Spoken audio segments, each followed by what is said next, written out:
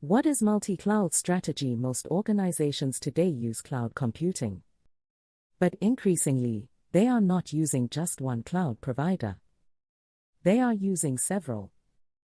This is called a multi-cloud strategy.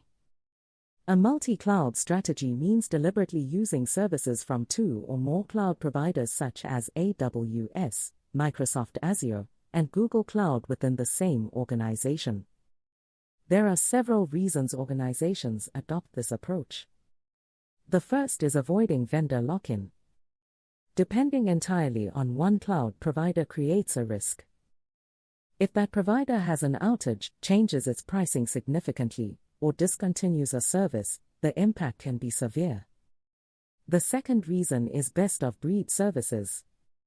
Different cloud providers excel in different areas. Google Cloud leads in data analytics and machine learning. Azure is dominant in enterprise and Microsoft ecosystem integration. AWS has the broadest range of infrastructure and services. Organizations choose the best tools from each provider for different workloads. The third reason is regulatory compliance. Some regions require that certain types of data are stored in specific geographic locations. Multi-cloud gives organizations the flexibility to meet these requirements.